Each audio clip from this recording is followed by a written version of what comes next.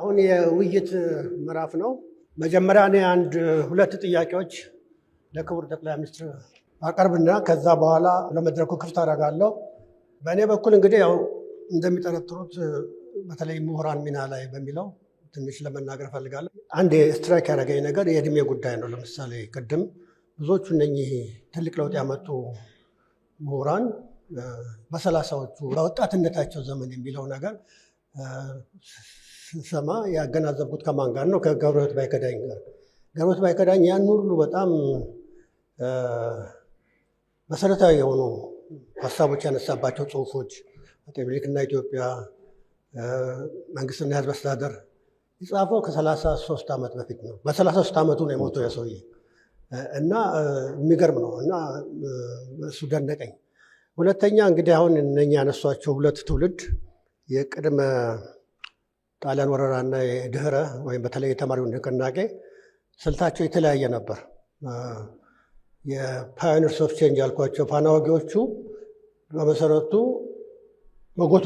መጎትጎት ነገር ነበር። መጎትጎት እና በተለይ ማሳመን፣ መሳፍንቱን አሳምኖ ለውጥ ማምጣት በሚል አይነት ነገር ነበር። በሌላ በኩል ግን የእኛ ትውልድ መፋለም ነው። በፍልሚያ አዲስ ኢትዮጵያ መመስረት የሚል ነው። በመጨረሻም ያው አብዮቱ ከነ ግሳንግሱ መጣ እና ከዛ በኋላ ግን በመሰረቱ እንደዚህ አይነት የተደራጀ የምሁር ስብስብ የለም። ምናልባት ሳመክስታን ከዛ ከአብዮቱ በኋላ የተከተለው የተፈጠረው ሁኔታ ይህን አይነት ነፃ ሀሳብ የማሸራሸር ቅስም የሰበረ ይመስለኛል። በኋላ ግን በዘመነ ኢህአዴግ ደግሞ በሚመጣበት ጊዜ የምሁራን ሚና እንደዚህ አይነት ለውጥ ጎትጎትም ሆነ መፋለም ሆነ ይቀርና ወደ ፖለቲካል ፓርቲ ይሆናል። ፖለቲካል ፓርቲ በሚሆንበት ጊዜ የፖለቲካ ከስልጣንም ጋር ነው የሚያያዘው እና በዛ መልክ ይሆናል እና ይሄ ነው ለውጡ። እና አሁን ግን ያ እርሶ በጣም በዝርዝር ያስረዱንን ምሁር እንደዚህ አይነት ምሁር ለማፍለቅ በአሁኑ ጊዜ ምን መሰራት ይኖርበታል ብለው ያምናሉ? በመንግስት በኩልስ ምን አይነት እርዳታ ማድረግ ይቻላል ነው። ሁለተኛው ለእርሶ በጣም ውድ የሆነው የአርቲፊሻል ኢንቴሊጀንስ ጉዳይ ነው እና በአሁኑ ጊዜ በዓለም አቀፍ ደረጃ ስጋት አለ እና ራሱ ፈጣሪው ሰውዬው ራሱ በጣም ጸጸት አይባልም፣ ጸጸት ወልሞት ጸጸት መሰል የሆነ ጥርጣሬ መርቷል እና ብዙ ሙግት እየተደረገበት ነው ማለት ነው። በከፍተኛ ትምህርት አካባቢ ደግሞ ቻት ጂፒቲ ምናምን የሚሰሩት ዳሜጅ ቀላል አይደለም። ተማሪ ድሮ እኛ ለፍተን ላይብረሪ ገብተን ያን ሁሉ መጽሐፍ አገላብጠን የምንሰጠውን መልስ እሱ ቁጭ ብሎ በሞባይሉ በቻት ጂፒቲ ምናምን እያደረገ እና እውቀትን አይገድብም ወይ ማለት ነው። እና ይሄ ስጋቱ ውጤቱ ምን የማያጠራጥር አይደለም፣ በጎ እንትኑ የማያጠራጥር አይደለም። ግን ስጋቱን በተመለከተ ምናልባት ፍራንከንሽታይን ተፈጥሮን ፍራንከንሽታይን ሲመራመር ላቦራቶሪ ሲመራመር አንድ ሞንስተር ፈጥሮ ከዛ በኋላ ያ ሞንስተር አንቆ ይገለዋል እና እንደዛ ያ ስጋት ምንም አያሳስቦትም የሚለው ነው። እጅግ አድርጌ አመሰግናለሁ ፕሮፌሰር። በእንደዚህ ያለው አውድም መነጋገር መቻላችን ደስታ ይሰጠኛል። የመንግስት የስራ ኃላፊዎች የፖለቲካል ውይይት ከምሁራን ጋር የማድረግ በጣም ውስንም ቢሆን ካልቸሩ አለ። ግን እንደዚህ ባለው አውድ እውቀት እና ሀሳብ ላይ ተንተርሶ የመወያየት ልምምድ ምንም ይሁን ምን ጥሩ ጅማሮ ስለሆነ ከእርሶም ጋር በዚህ መንገድ ለመወያየት እድል ስላገኘው ደስ ይለኛል። ወደፊት ግን ታሪክን በሚመለከት ብዙ መነጋገር ያለብን ይመስለኛል። የእርሶ መጽሐፎች የማገላበጥ እድል አግኝቻለሁ። በታሪክ ምልከታ ላይ በጣም ግልጽ አቋም እና ምልከታ ያለው መንግስት ነው የኛ መንግስት። እንደከዚህ ቀደሙ ታሪክን በሚመለከት ያለን እይታ የሚያሻማ አይደለም። በዚያ ጉዳይ የሆነ ጊዜ ጠለቅ ያለ ውይይት እንደምናደርግ ተስፋ አደርጋለሁ።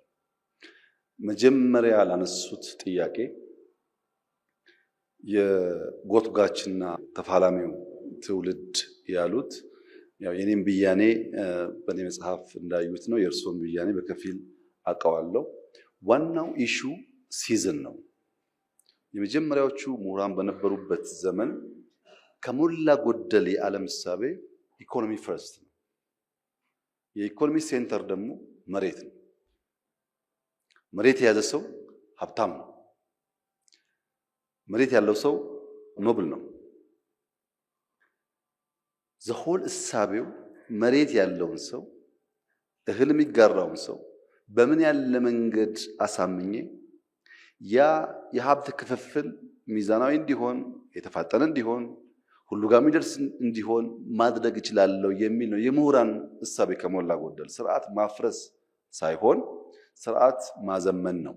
ኢኮኖሚ ፈርስት በነበረበት እሳቤ ውስጥ የእኛን መንግስታት ብንወስድ የፊውዳል ስርዓቱ ኢኮኖሚ ፈርስት ነው። መሬት ላይ የሚያተኩረው መሬት መቆጣጠር ነው የሚያስበው። መሬት ሲቆጣጠር ሰግሪጌት ያደረገበት መንገድ አለ ማህበረሰቡን።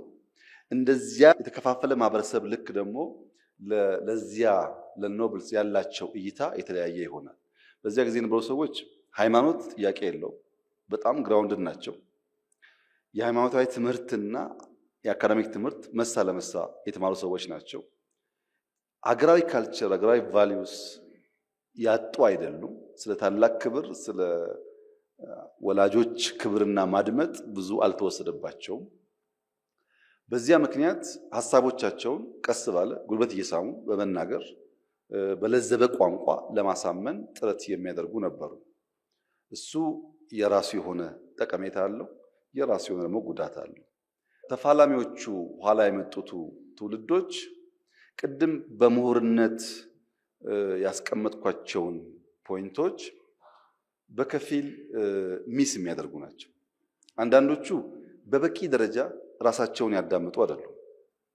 በበቂ ደረጃ በከፍተኛ ደረጃ የምናያቸው በጣም ኢሞሽናሊ ቻርጅድ የነበሩ ሀሳብ ያላቸው መናገር የሚችሉ ግን ደግሞ ራሳቸውን ለማዳመጥ ወደ ጎን ለማዳመጥ በቂ ጊዜ ያልነበራቸው ሰዎች ነበሩበት።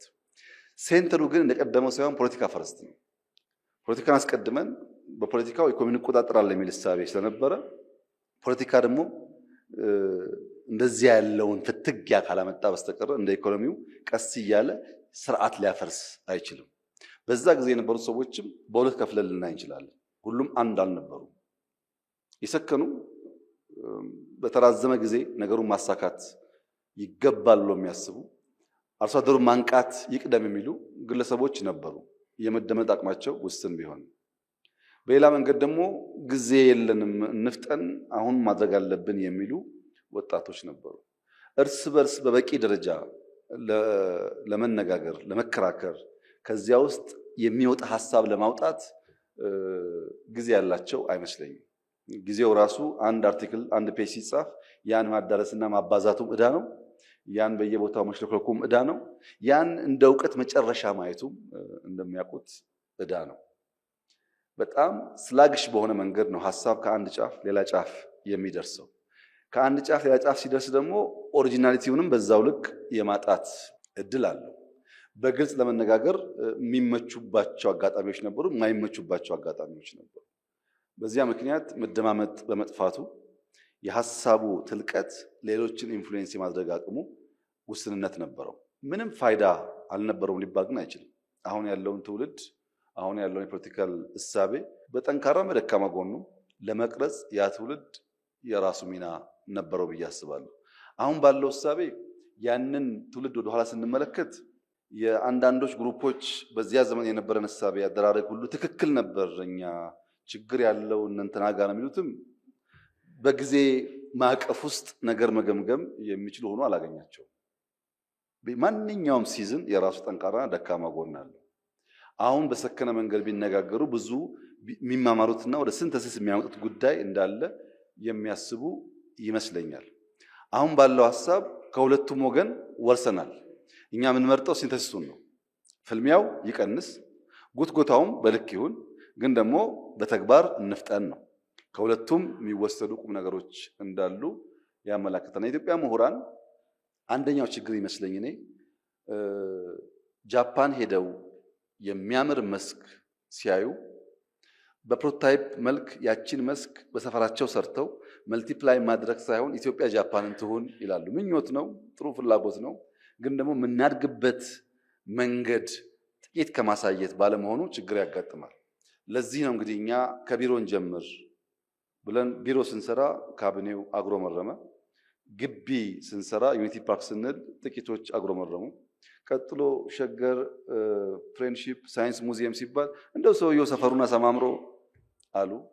አሁን እንደሚሉ አላውቅም፣ አዲስ አበባ የተቀየረ ስለሆነ። ግን ማሳመን የምንችለው ሹርሊ እያንዳንዱን በስቴፕ እየሰራን ስንሄድ። በዚህ አግባብ የምሁራንን ሚና ማየት የምፈልገው አሁን ያሉ ምሁራን አንደኛ እናንተ ብቻ አይደለም የምታውቁት፣ እናንተ ብቻ አይደለም የምታስቡት፣ እናንተ ብቻ አይደላችሁም የበራላችሁ። በየጫፉ ብዙ የበራላቸው ሰዎች አሉ። ያን ማጋጨት ያስፈልጋል። ማንም የበቃ ዕውቀት ያለው ሰው የለም። ሰው በተፈጥሮ ኢንፋይናይት ፖቴንሻል አለው።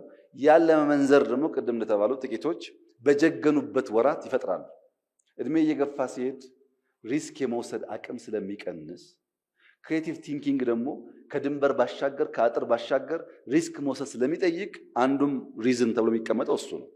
ድፍረት፣ ይሳካም አይሳካም ድፍረት። በኋላ ግን ብዙ ሂሳብ አለ። ያ ሂሳብ ነገሮች እንዳይወለዱ ይገዳደራል። እና ምሁራን ሌላም ቦታ ዕውቀት እንዳለ፣ ሌላም ቦታ ሐሳብ እንዳለ፣ ሌላም ቦታ አይዲያ እንዳለ ማሰብ። ሁለተኛ የምሁር መገለጫው ዲቮሽን ነው። ከመቆፈር ውጪ በሆነ ጊዜ ባጠናቀቅነው ነገር የሚያበቃ ዕውቀት የለም። በየቀኑ የሚፈጠር አዳዲስ ነገር ስላለ ለመማር ክፍት መሆን ያስፈልጋል። ለመጠየቅ ክፍት መሆን ያስፈልጋል። ለእንደዚህ አይነት አውድ ዝግጁ መሆን ያስፈልጋል። ለምሳሌ ነቀምት ዩኒቨርሲቲ ያሉ ምሁራን በኦሮሞ ጥያቄዎች፣ በኦሮሞ ጉዳዮች፣ በኦሮሞ ሐሳቦች ላይ የሚሰቃዩ ከሆነ ደብረ ብርሃን ያሉ ዩኒቨርሲቲዎች በአማራ ጉዳይ የሚሰቃዩ ከሆነ እነዚህ ሰዎች ኮንሽስሊ የጋራ መድረክ ፈጥረው ሪገረስ የሆነ ጨዋታ ቢጫወቱ፣ ክርክር ቢያደርጉ ወደ ሲንተሲስ ሊመጡ ይችላሉ። ያንን ባህል ማዳበር፣ ሌላኛውንም ሰው የማድመጥ፣ ሌላኛውን ሰው ለበለጠው ነገር ለበለጠው ዓላማ መቀበል። ለጋራ ዓላማ እሱም ጋር ሐሳብ አለ፣ እሱም ጋር ይፈለግ ነገር አለ፣ እዚህም እዛም አለ። ያንተተን ከፍ ላለው ነገር ተደምረን እንስራ ማለት እንጂ በቂም በበቀል በምናምን የምናስበው ከሆነ አይሰራም። ምሁራን ያንን ባህሪ መጎናጸፍ አለባቸው። አሁን ምሁራንን የሚሉ ሰዎች ለኔ ያስቸግረኛል። መጀመሪያ እኔ ምሁር ነኝ ብሎ የሚነሳው ሰውዬ ምሁር ነኝ በሚልበት ዘርፍ ምን ተመራመረ፣ ምን ጻፈ፣ ምን አስተማረ ሲባል የለም። ዩኒቨርሲቲ አንድ ቀን ሳያስተምር፣ በዛ ዘርፍ አንድ መጽሐፍ ሳይጽፍ፣ የሚታይ ነገሮች ሳይኖሩ እንደዚሁ ራሱን በመሾም ብቻ ሲሆን አይሰራም። እነሱ ምሁርነት ይታወቃል፣ ኢንፍሉዌንሱ ይሻገራል። የሚከተሉ ሰዎች አሉ፣ ያኔ ነው የሚወጣው። በዚያ መንገድ ቢታይ መልካም ይመስለኛል። አሁን ያለው ትውልድ እኔ በተለየ መንገድ ነው የማየው። በጣም ተስፋ ያለው ትውልድ፣ በጣም ስማርት የሆኑ ልጆች፣ አንዳንዶች የሚያስቡበት ደርዝና ልክ የሚያስፈራ። ሁሌም ከፍ ያሉ ሰዎች ወደ ኋላ ይሰጋሉ። ሁሌም። ለዚህ ነው ምሁርነት አባትህ አይችልም፣ አያቅም፣ ገና ነው፣ ልጅ ነው እንደሚልህም መሆን የለበትም። እንደ እናትህም በዓለም አንደኛ የኔ ልጅ ነው፣ በዓለም ቆንጆ የኔ ልጅ ነው፣ በዓለም ሁሉን ቻይ የኔ ልጅ ነው እንደምትለው መሆን የለበትም። የእናትና የአባትን ባላንስ ማድረግ ያስፈልጋል። ያን መካከለኛ የሚይዝ ከሆነ ውጤታማ የሚሆን ይመስለኛል። ኤአይን በሚመለከት የፈጣሪው ሐሳብ አድምጫዋለሁ። ስጋት የለበትም። 2025 የተሳካ ዘመን ነው። ብዙ ስራዎች ኤአይ ወስዷል። በ2026 ይበልጣል የሚል አቋም ነው ያለው። እኔ እንደዛ አልሰጋም። የሚያሰጋኝ እኔ እንቅልፋችን ነው። ከፈጠን ልጆቻችንን ካዘጋጀን ኤአይ ልክ እንደ ጊታር፣ ኤአይ ልክ እንደ ቴሌቪዥን፣ ኤአይ ልክ እንደ መኪና የምንጠቀምበት ይሆናል። ከዚህ ቀደም በትምህርት ቤት ሳለን አንድ መጽሐፍ አንድ ኮፒ ኖሮ ወረፋ እየጠበቅን ያነበብንበት ዘመን አሁንም ይቀጥል ብዬ ነው ያላምንም። እሱ በጣም ስላገሽ ስለነበረ ስራ ይቀማል ኤአይ ብዬም አልሰጋም። የሰው ልጅ መስራት የማይገባቸውን ስራዎች ግን ይሰራል። የሰው ልጅ ሊሰራቸው የማይገባቸውን ስራዎች እየተካሄዳል። ኤአይን የምንፈጥርኛ ነን፣ ኤአይን የምንቀይርኛ ነን። ቀድመን ግን ፋውንዴሽን መጣል አለብን። አሁን ለምሳሌ የእኛን ኤአይ ሴንተር የኛን ሳይንስ ሙዚየም ኢትዮጵያውያን አይተው ስለሚሰጡት ፊድባክ እና ከሌላ ዓለም የመጡ የተሻለ ደረጃ ደርሰዋል የሚባሉ ሰዎች የሚሰጡት ፊድባክ አንድ አይደለም። ቤዚክ ፋውንዴሽኑ ኢትዮጵያ የተጣለ እንደሆነ ያምናሉ። ፖሊሲ ያለን፣ ስትራቴጂ ያለን፣ ለፐብሊኩ ሳይንስ ሙዚየም አለን። ሳይንስ ሙዚየማችን ቢሊየንስ የወጣበት ሳይንስ ሙዚየም ነው። ቢኮዝ ኢንፍራስትራክቸር ታለንት ነው። ታለንት ደግሞ መቅለል አለበት ልጆቻችን ጋር። ያ ካልሆነ ኮምፒት ማድረግ አንችልም የሚል እሳቤ አለ። አሁን የምንፈጥረው የዩኒቨርሲቲም ብዙ ችግር ለእኛም ለአፍሪካም እንደሚፈታ ይታመናል። እዛ ጋር ያለንን እውቀት ያለንን ሀሳብ ኮንትሪቢዩት ካደረግን ዋናው ለልጆቻችን የሚወዳደሩበት ልጆቻችን ከሌላው አንሶ የማይታዩበት የረሃብ የችግር የግጭት መገለጫ የሆነውን አገር ስም መቀየር ነው። ለዛ ደግሞ ቀድሞ ኮምፒት ማድረግ ቀድሞ መገኘት አስፈላጊ ስለሆነ ኤአይም በዛ መልክ ነው የማየው። አንዳንድ የሚወስዳቸው ስራዎች አሉ፣ እነሱ አስፈላጊ ይመስሉኛል። እኔ ከዚህ ቀደም አንድ ነገር ለመፍጠር ማጠፋው ጊዜ እና አሁን በፍጹም አንድ አይደለም። በአጭር ጊዜ ውስጥ ብዙ ስራ እንድሰራ ኤአይ ያገዘኝ ነው እና ሁሉም ሰው በዛ መንገድ ቢሄድ ተማሪዎችን መጠቀም አለባቸው የለባቸው ማለት መጠቀም አለባቸው። ቢኮዝ በታለንት ውስጥ አሁን ባለው ኒው ኢንፍራስትራክቸር ታለንት ውስጥ ትልቁ እውቀት የመጠየቅ አቅም ነው። ኤአይ 10 ሰው አስቀምጠን በተናጠል 10 ጥያቄ ቢጠይቀው 10 የተለያየ መልስ ቢሰጠው የመጠየቅ ብቃት ነው ችሎታ። ያ የመጠየቅ ብቃት የሚያድገው በልምምድ ነው። አትጠቀም ካልነው አያድግም። መጠየቅ እንዲችሉ አድርገን ከፈጠርናቸው ሌላው ጋር ኮምፒት ያደርጋሉ። እኛ ብንከለክልስ ልጆቻችን ከመንደር ወጥተው ዓለም ላይ ኮምፒት ማድረግ አይችሉም ማለት ነው።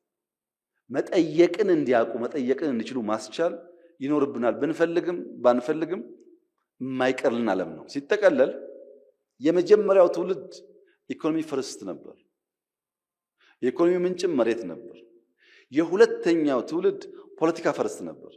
ፖለቲካውም ከኦቶሪቲ ጋር ስልጣን ከመያዝ ጋር የሚያያዝ ነው የነበረው። አሁን ደግሞ ያለው ጄኔሬሽን አይዲያ ትውልድ ነው። አይዲያ ኢንተርቴን ማድረግ ላይ፣ አይዲያን ማጫወት ላይ፣ ከአይዲያ መማር ላይ ይሄንን የወደደና የፈቀደ የተቀበለ የትኛውም ትውልድ ይሻገራል። ያልተቀበለ ግን እንደኛው ኋላ ቀር ይባላል። ጄኔሬሽኑ አይዲያ ላይ ቤዝ አድርጎ መጠየቅን ተለማምዶ በተማረ ልክ ችግሮች እየፈታ የሚሄድ ይመስለኛል። እንደዚህ ያለውን ቱል መጠቀም አስፈላጊ ነው። ቱል ማጠቀሙ ከሆነ ለሕክምና መቀስ መጠቀም የለብንም፣ ማብራት መጠቀም የለብንም፣ ሕክምና ጋር ሲደርስ የምንጠቀምባቸው ራዲዬሽን መጠቀም የለብንም። እሱም ቴክኖሎጂ ነው። ቴክኖሎጂ በየዘመናት ላይፍ ያቀለለ እንደሆነ አምነን የአሁኑ ግን ዝግጅትና ስራ ይፈልጋል ከሚል ባሻገር ፊሩ ተገቢ አይመስለኝም። we have to confront it and we'll win it። አመሰግናለሁ። አሁን ወደ መድረክ እንዞራለን። 4 በዚህ በኩል 4 በዚህ በኩል እናስተናግዳለን። በተራ ክቡር ጠቅላይ ሚኒስትር አመሰግናለሁ። ክቡር አወያይ አመሰግናለሁ። ስሜ ዶክተር መስከረም ምትኩ እባላለሁ። የተማርኩት ከፈርስት ዲግሪ እስከ ፒኤችዲ ድረስ በቢዝነስ ማኔጅመንት ነው። በአሁኑ ጊዜ በዩኒቨርሲቲው የቢዝነስና ኢኮኖሚክስ ኮሌጅ የኤክሲኪዩቲቭ ቫይስ ዲን ሆኜ እያገለገልኩ እገኛለሁ። እኔ መጠየቅ የምፈልገው ስለ መጪው ዘመንና የሀገራችን የኢኮኖሚ ተወዳዳሪነት ዙሪያ ነው። ክቡር ጠቅላይ ሚኒስቴር፣ እንደሚታወቀው መጪው ዘመን ውስብስብና ከፍተኛ ውድድር የሚያይልበት እንዲሁም ቴክኖሎጂ አስደማሚ በሆነነት የሚለዋወጥበት እንደሚሆን ይታወቃል። በዚህ ውስብስብና እርስ በርሱ በተሰናሰነ የኢኮኖሚ ዑደት አሸናፊ ሆኖ ለመውጣት የምሁራን አስተዋጽኦ ከፍተኛ እንደሚሆንም ይታወቃል። እንዲህ ባለ ዓለም ውስጥ በብዝሃ ዘርፍ ኢኮኖሚ ተወዳዳሪ ግን ደግሞ በተወሰኑት ልቆ ለመገኘት የሀገራችን ብሎም የአፍሪካ ምሁራን ሚና ምን መሆን አለበት ይላሉ? በዚሁም ጋር ተያይዞ የኢኮኖሚ እንቅስቃሴያችን ምሁራንን ለማሳተፍ ምን ያህል ዝግጁ ነው ይላሉ? አመሰግናለሁ። አመሰግናለሁ ክቡር ዶክተር አብይ እንዲሁም አወያይ እኔ ፕሮፌሰር አጎስ አሸናፊ ይባላለሁ። በትምህርት መስክ የባዮሳይንስ ኢንጂነሪንግ ተመራማሪ ነኝ። ከአክሊሉ ለማ የጤና ምርምር ማዕከል ነኝ። በዚህ ሀገር ታሪክ ምሁራን ለውጥ ለማምጣት ያደረጉት አስተዋጽኦ አያሌ የህይወት መስዋዕትነት አስከፍሏል። ከዚህ የተነሳ ምሁራን ንቁ ተሳታፊ ከመሆን ወደኋላ ብለዋል ይባላል። ሁኔታዎችን ምቹ አድርጎ የነቃ የምሁራን ተሳትፎ እንዲኖር መንግስቶ እንዴት ለመስራት አስቧል? አመሰግናለሁ። አመሰግናለሁ ክቡር ጠቅላይ ሚኒስትር፣ እንዲሁም የተከበሩ አወያይ። የቆየ ዓለም እባላለሁ። በትምህርትና ቋንቋዎች ጥናት ኮሌጅ መምህር ነኝ፣ ተመራማሪ ነኝ። በአሁኑ ሰዓት ደግሞ የኮሌጁ ኤክዚኪዩቲቭ ዲን በመሆን በማገልገል ላይ እገኛለሁ።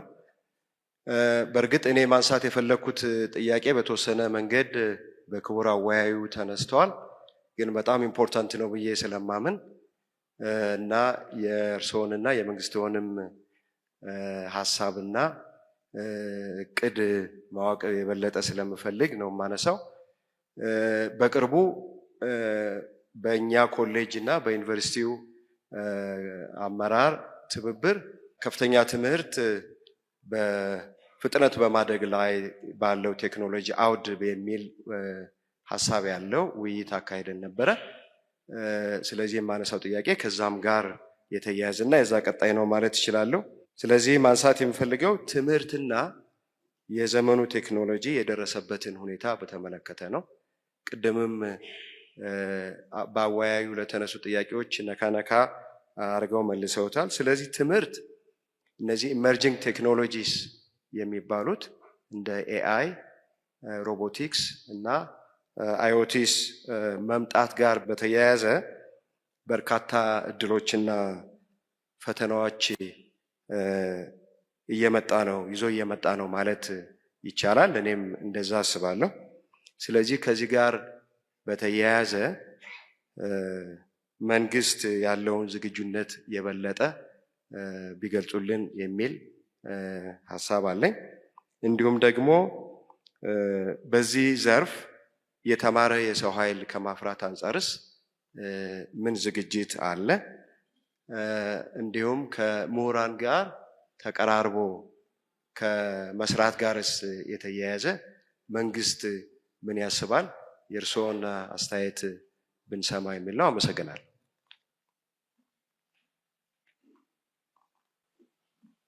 አመሰግናለሁ ክቡር ጠቅላይ ሚኒስትር፣ እንዲሁም የተከበሩ አወያይ።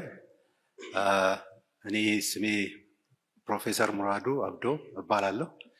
በአሁን ሰዓት የህግ ትምህርት ቤት ዲን ነኝ። ዛሬ መጠየቅ የፈለኩት በባህላችን ውስጥ ችግሮች በክርክር እና በውይይት ያለመፍታት ጉድለት እንዳለ ይታወቃል። ከዚህ ጋር በተያያዘ የክርክር እና የውይይት ልምድ አለመዳበር ዋጋ እያስከፈለን እየመጣ እና እየሰፋ የመጣ ችግር ነው ብዬ እሰጋለሁ እና ከዚህ ጋር በተያያዘ ምሁራን ክሪቲካል እሳቤ በማራመድ ችግሮች በጠረጴዛ እንዲፈቱ ለማስቻል ሚና አላቸው ተብሎ ይታሰባል። በአሁን ሰዓት በዚህ በሀገራችን ምሁራን ይህንን ሚና ከባህል ጋር የተያያዘው ሚና በተገቢው መንገድ እንዲወጡ አስቻይ መደላድል አለ ብለው ያስባሉ ወይ? እርስዎ የሚመክሩት ነገር ካለ ከዚህ ጋር በተያያዘ ሀሳብ ቢሰጡን። አመሰግናለሁ። ዶክተር መስከረም ያነሳቸው ሁለት አንኳር ጥያቄ የምሁራን ሚና በእኛ ሀገር ሁኔታ፣ የአፍሪካ ምሁራን ሚና በእኛ ሀገር ሁኔታ፣ የመንግስታችንን ምልከታ በሚመለከት ባጭሩ ዶክተር መስከረም ከቢዝነስ ስለመጣሽ እዛ ላይ ማተኮርሽ ጥሩ ሆኖ ዋናው የምሁር ሚና ከራስ መታረቅ ነው። እዚህ ያለ ምሁር ከራሱ ይታረቅ። በኢትዮጵያ የመንግስታት ታሪክ በኢኮኖሚ ሪፎርም፣ በኢኮኖሚ እሳቤዎች፣ በጽሁፍ የማንም ምሁራን መተቸት፣ መውቀስ፣ ማድረቅ በሚያስችል ደረጃ ራሱን በነብል ያደረገ መንግስት ኢትዮጵያ ውስጥ አልነበረም። ይሄ እውነት ነው፣ መጋፈጥ ያስፈልጋል። እኛ ያለን ምልከታ፣ እኛ ያለን ቪዥን እርስ በርስ አውርተን እናንተን አይመለከታችሁም ብንል ኖሮ ያስቸግር ነበር። እኛ ግን ጽፈን አቅርበናል። አንብቦ መተቸት፣ ማድረቅ፣ ዲስኮርሱ መፍጠር እናንተ ስራ ነው። እናንተም ጋር እንዲደርስ ነው ያ ነገር የተፈጠረው። የኢትዮጵያ ኢኮኖሚ በሚመለከት ያልሽው ሁሉ ትክክል ነው። መልታይ ሴክቶራል ካልሆነ ግብርና መር ወይም ኢንዱስትሪ መር በሚባል አፕሮች የትም አንደርስም። ብዝሃ ዘርፍ መሆን አለበት። ብዝሃ ዘርፍ ብቻ ሳይሆን ብዝሃ ተዋናይ መኖር አለበት ያልነው ለዛ ነው። ለምሳሌ ማይኒንግ፣ ኢትዮጵያ ውስጥ ማይኒንግ ግጭት ፈጣሪ ነው ተብሎ ይታሰብ ነበር። ዛሬስ አንድ ቀላል ኤግዛምፕል ላንሳለሽ። በዚህ 6 ወር ከሐምሌ እስከ ዲሰምበር 6 ወር ውስጥ ወርቅ ብቻ ኤክስፖርት ያደረግነው ኢትዮጵያ ከተፈጠረች ጀምሮ ከአምና ውጪ በአመት ኤክስፖርት አድርጋ አታውቅም። ሁሉ ነገሯን ማለት ነው። አጠቃላይ ኤክስፖርት ተደምሮ የኢትዮጵያ ጉድስ ኤክስፖርት ተደምሮ የዚህን አመት 6 ወር ኤክስፖርት አያክልም። ይሄ ሪሶርስ ነበረ ማለት ነው። መልታይ ሴክተር መሆኑ አዳዲስ ሀብቶች፣ አዳዲስ እውቀቶች እንዲመነጩ እያስቻለ ነው ማለት ነው። ተዋንያኑስ መልታይ መሆን አለባቸው። ምሁራን ሳይሳተፉ በጣም ብዙ ፕራይቬት ሴክተር ሳይሳተፍ ህዝቡ በአቅሙ ሳይሳተፍ ሊሳካ አይችልም። እና እናንተን ማሳተፍ የፈቃድ ጉዳይ ሳይሆን የመንግስታችን የፖሊሲ አቅጣጫ ነው። መሳተፍ አለባቸው የሚል እምነት አለ። ለዚያም ነው ስልጠናዎቻችን፣ ውይይቶቻችን፣ እሳቤዎቻችን በተሰነደ መልክ የምናወጣው ምሁር አገላብጦ ያን እሳቤ በሚመለከት መንግስት የሚሄድበት መንገድ ችግር ካለው መተቸት፣ ማድረቅ፣ ማረም እንዲችል ነው። ሁሌ እንደዚህ ላንገናኝ እንችላለን፣ ግን በምንገናኝበት መንገድ አንዱ የእውቀት ፍሰት ገደብ ስለሌለው በዚያ እንድንገናኝ። ሁለተኛው ይሄን መድረክ ራሱ ዶንት ቴክ ኢት ፎር ግራንትድ። ማንም ጠቅላይ ሚኒስትር መጥቶ እናንተ ጋር ተቀምጦ እኮ ተወያይቶ አያውቅም። በዚህ መንገድ እውቀትና ሐሳብ አለ፣ መማር ያስፈልጋል፣ መማማር ያስፈልጋል የሚል እምነት ከሌለ አይደረግም። ይሄ ግን እንዲበራከት እንስራ ከሆነ ትክክል ነው የሚሆነው። እና ቢዝነስ እኔ በጣም ሆፕፉል ነኝ። ያቀርናቸው እቅዶች ብዙዎቹ እየተሳኩ ስለሆነ ለኛ እየተሳኩ ነው። በርቀት ለሚያዩ ሰዎች ጥርጣሬዎች አሉ። ጥርጣሬ እና ኔጌቲቭ ኢነርጂ በራሱ የሪኮግኒሽን ግማሽ መንገድ ስለሆነ እሱንም ኔጌቲቭሊ አናየውም። ቀስ እያለ ግን የሁላችን አቋም እየሆነ ይሄዳል። እናንተ ባላችሁበት አንደኛ ስራዎቻችንን ማየት፣ ለምሳሌ ቢዝነስ ፋካልቲ ከሆናችሁ እናንተ ሪቨርስ ሳይዱን በትክክል በእግራችሁ እየሄዳችሁ ምን ኢኮኖሚክ ቫልዩ አለው፣ ሶሳይቲ ላይ ምን ኢምፓክት አመጣ፣ በሀገር ኢኮኖሚ ምንድነው የሚያመጣው ውጤት፣ ጂዲፒ ላይ ምን ፋይዳ አለው፣ ትተቻላችሁ፣ ትገመግማላችሁ፣ ታርማላችሁ በጥናት ያን እናነብና እናሻሽላለን ማለት ነው። በዚያ መንገድ ኮንትሪቢዩት ማድረግ፣ በዚህ መንገድ ኮንትሪቢዩት ማድረግ፣ በጽሁፍ ኮንትሪቢዩት ማድረግ ይቻላል ብዬ አስባለሁ። አፍሪካ ላይም እንደዚሁ የአፍሪካ ምሁራን ቢያርሙት ብዬ የማስበው እንዳለ የመገልበጥ ልምምዳችን ነው። እንዳለ ገልብጦ የማምጣቱ ልምምድ ጉዳት ስላለው እሱን መቀየር ያስፈልጋል ብዬ ነው የማስበው። ከዶክተር መስከረም በኋላ ፕሮፌሰር ያነሱት ጥያቄ በሚመለከት ቀጥታ ከመስከረም ጋር ይያያዛል። የመጡበት ዲፓርትመንት ከመለየቱ ውጪ ምሁራን ያላቸውን ሚና መንግስቶት እንዴት ያስባሉ የሚለው በገለጻዬም በመጽሐፎቼም በስልጠናዎቼም ሁሌ የሚገለጥ ነገር ነው። ምሁራን ትልቅ ሚና አላቸው። ምሁራን ማለት ግን ለመማር የተዘጋጁ ማለት ነው። አዳዲስ እውቀት እንዳለ አውቀው ለመማር ዝግጁ የሆኑ ሰዎች ሁሌም አስፈላጊ ናቸው። ለዚህ ነው መንግስት እያያችሁ ከሆነ ቴክኖክራቲክ የመሆን ወጣት ዩኒቨርሲቲ ምሁራን ትላልቅ ፖስት ላይ እንዲቀመጡ፣ በዚያ ረዘም ያለ ጊዜ ልምድ ያላቸው ሰዎች ደግሞ ቦታውን እንዲለቁ ይሁነኝ ብሎ እየሰራ ነው። ለምን? አሁን ላለው ተጎጂ ተጠቃሚ ሳይሆን ለትውልድ። እነዚህ ወጣቶች እየበዙ ሲሄዱ የምታስቡትን ነገር ለማድረግም እናንተን ለማድመጥም የተሻለ ብሪጅ እንዳላቸው ይጠበቃልና አስበን አቅደን እየሰራንበት እንደሆነ ለመግለጥ ነው። በቂ ግን አይደለም። ተጨማሪ ስራ ያስፈልጋል። ሶስተኛው ከቋንቋ ጋር ተያይዞ የሚያስተምሩት ፕሮፌሰር ያነሱት ጥያቄ በጣም ክሪቲካል ጥያቄ ነው። በጣም ክሪቲካል ጥያቄ ነው ይመስለኛል። እሳቸውም ዩኒቨርሲቲ ያስፈልጋል ወይ አያስፈልግም የሚለውን ክርክር ያነበቡ የሰሙ ይመስለኛል። አሁን ያለው ጥያቄ አሁን ያለው የትምህርት ስርዓት ያስፈልጋል ወይ አያስፈልግም የሚል ስለሆነ ዩኒቨርሲቲ ዲስማንትል እናድርግ ወይስ እናስቀጥል የሚል ስለሆነ በዓለም ላይ ያለው ክርክር እሱ ነው እና የትምህርት ተቋማት ሚና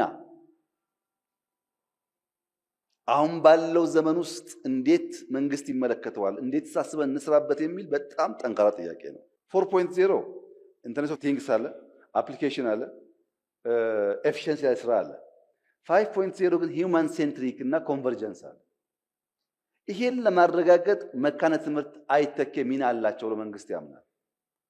የትምህርት ስርዓት የሚያግዙ ቱሎች ቢኖሩም መካነ ትምህርትን በማፍረስ ግን ይሄ ትራንዚሽን ይረጋገጣል ብሎ መንግስት አያምንም። መጠናከር አለባቸው፣ ኢኖቬቲቭ መሆን አለባቸው፣ አዳፕቲቭ መሆን አለባቸው፣ አሁን ላለው ዘመን የሚመቹ መሆን አለባቸው። ለምሳሌ የኤአይ ዩኒቨርሲቲ ለማቋቋም ስንወስን ያናገርናቸው በኤአይ ዙሪያ የሚሰሩ ተቋማት እና ግለሰቦች አሉ። ቃል የገቡልን ነገር በምንፈልገው ሰብጀክት ቨርቹዋሊ መምህራን አቬል ማድረግ እንችላለን። ዲጂታል ክላስሩም ካላችሁ የእኛን ኮርሶች ቀጥታ መውሰድ ትችላላችሁ ብለው ቃል ይገቡልን አሉ። እዚህ ያለው ፕሮፌሰር እንደ እኔ ያለውማ እንዴት ይደረጋል ማለት የለበትም። አሁን ያለው ዘመን ያን ይፈቅዳል።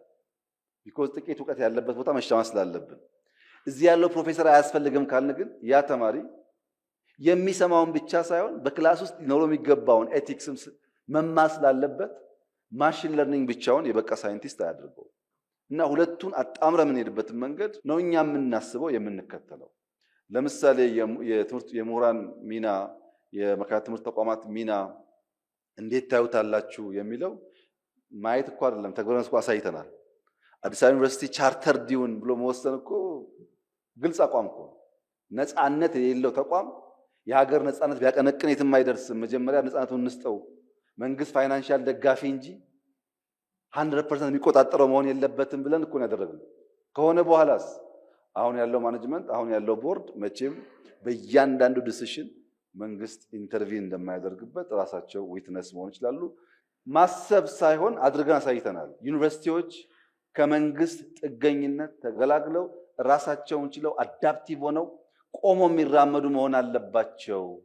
በዚህኛው አንጋፋውን ጀምርና እናስፋው ብለን እና ያ አቋሞቻችንን በግልጽ የሚያሳይ ይመስለኛል። በበቂ ደረጃ ሀሳቦቻችን መሬት ነክተዋል ብዬ አላምንም። ተጨማሪ ስራዎች መስራት ይኖርብናል። ነገር ግን መካነ ትምህርት አንዱ የሊደርሺፕ አንጓ ስለሆነ እሱ ከጎደለ የምናስበውን ብልጽግና ደግሞ እናረጋግጣለን ብዬ አላምንም። የመጨረሻው ፕሮፌሰር ያነሱት የክርክርና ውይይት ባህል እርስዎ እንዳሉት ነው። ኢትዮጵያ ውስጥ ለመደማመጥ ፈቃድ ለመደማመጥ አውድ ብዛም የለም። እኔ ያልኩት ትክክል ነው፣ እሱ ካልሆነ የሚል አቋሞች ይበዛሉ። ወይም ኦፒኒየን ሜከርስ አይዲያ ጀነሬት እንዳደረገ ሰው የነሱ ኦፒኒዮኖች ሁሉ መንግስት እየቀዳ ኢምፕሊመንት እንዲያደርግ የሚጠብቁ ሰዎችም አሉ። መንግስት የራሱ ሀሳብ፣ የራሱ ቪዥን፣ የራሱ ትልም እንዳለው የማይገነዘቡ ሰዎች አሉ። ነገር ግን ኢትዮጵያ ውስጥ ኢንክሉሲቭ ናሽናል ዲያሎግ ይኖር። ያ ዲያሎግ የሚያመጣቸው ማንኛውም አውትካሞች ለመቀበል ዝግጁ እንሁን ብለን የወሰንነው ቀላል ውሳኔ አልነበረም። መጠቀም ላይ ችግር አለ። ለምሳሌ አንዳንድ ፖለቲከኞች ነን የሚሉ ሰዎች የአሁኑ ኢንክሉሲቭ ናሽናል ዲያሎግ አያስፈልግም፣ ጊዜውን የጠበቀ አይደለም፣ እኛ ስንመጣ ግን እናቋቁማለን ይላሉ። የአሁኑ የቀይ ባህር ጥያቄ ትክክል አይደለም፣ እኛ ስንመጣ ግን እንጠይቃለን ይላሉ። ቢኮዝ ሁለተኛው ጄኔሬሽን ዋናው ማጠንጠኛ ፖለቲካን የፖለቲካል ዲስኮርስን የሚያስበው ከወንበር ጋር ብቻ ነው። በተለያየ መንገድ ሊደርሺፕ መረጋገጥ እንደሚችል አያስብም። ይሄን ኃይል ደግሞ እየዘወረ ያለው ያ ትውልድ ነው። አዲሱ ትውልድ ወደ መረከብና ወደ የአይዲያ ሊደርሺፕ ወደ ማረጋገጥ አልመጣም። በዚያ ምክንያት ብዙ ህልም የተቀላቀሉ ጥያቄዎች ይነሳሉ። ለምሳሌ በ3 ሳምንት መንግስት እንገለብጣለን ሰው ካላችሁ ቢችል እንኳን ማድረግ የለበትም። በ3 ሳምንት መንግስት መገልበጥ ከባድ ነገር እኮ ነው። ከተገለበጠ በ3 ሳምንት አይሰራም። መንግስት በጣም ግዙፍ ተቋም ስለሆነ እንደዚህ ያለ የቀለለ ሶሉሽን ሰዎች ካመጡ አልገባቸውም ተቋም ማለት ነው። የተቋም አመራር ለማረጋገጥ ያልገባቸው ጉዳዮች አሉ። ተቋም በብዙ ገመድ የተሰናሰለ ነገር ነው። እንኳን ስርዓቱን ባህሉን ማፍረስ ጊዜ ይፈልጋል። እኛ መንግስት ሆነን ተቋሞቻችን ባህላቸውን ለመቀየር ይኸው ብንዳክርም ብዙ ርቀት መሄድ አልቻለም እና የመነጋገር ባህሉ ከፖለቲካ አውድ ውጪ በእንደዚህ ባለው ማህበረሰብ እየተለመደ እንደዚህ ያለው ማህበረሰብ ደግሞ ጠንካራ ጥያቄ እያነሳ ለምሳሌ አዲስ አበባ ውስጥ ቱሪስቶች ሲመጡ መተኛት አይችሉም። ከፍተኛ ሁከት ነው ያለው። ቀኑ ሁከት ነው፣ ማታ ሁከት ነው። ለምንድን ነው እናንተ ዓለም ላይ ዘውራችሁ የተማራችሁ ሰዎች በድምፅ ማወክ ተገቢ አይደለም፣ የእምነት ተቋማት አዋኪዎች ሳይሆኑ አስተማሪዎች መሆን አለባቸው የሚለው ሐሳብ አንስታችሁ ማትከራከሩት ለምንድን ነው? ማንንም ተጠብቁት። እንደዚህ ያለውን ጠንከር ያለ ሐሳብ አንስተን ባህል ማንሞግት ከሆነ ተቋማት ማንሞግት ከሆነ የሰውን እሳቤ ማንቀይር ከሆነ ጉዳዩ ከስልጣን ወለድና ውጣ ብቻ መሆን የለበትም። በጣም ብዙ መነጋገር ያለብን ጉዳዮች አሉ። ያንን እያነሳ እየነቀሰ እያወጣ እየደፈረ እየጻፈ የሚናገር መሆን አለበት። ሳውንድ ባይት ብቻ መሆን የለበትም። ያ ሲሆን ግራጁዋሊ ሰው እየተግባባ እየተወያየ ሪዝን አውት እያደረገ መሄዱ ስለማይቀር ማለት ነው። እና የውይይት ባህሉ በሁለት ምክንያት ነው እየተጎዳ ያለው። አንደኛ በእኛ ምክንያት፣ ሁለተኛ በቴክኖሎጂ ምክንያት። ቤት ውስጥ ልጆችና ወላጆች ምን ያክል ጊዜ አብረው የሚያጠፉ አስቡት።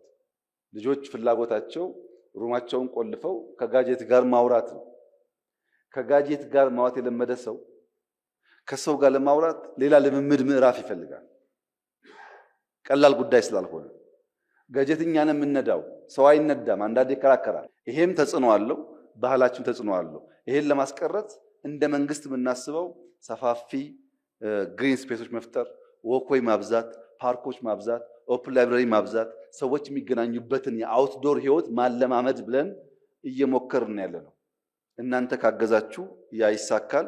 የባህሉን ብንቀይርም ቴክኖሎጂውንም ካልቀየርን አይመጣም። የባህሉ እኔ ያልኩት ካልሆነ የሽግግር መንግስት ካልሆነ ስልጣን ካልተለቀቀ የሚለው ጉዳይ ያስቸግራል። እንደዛ ያለው አይደለም። ሪገረስ ዲቤት የሚባለው ሐሳብ ላይ ነው።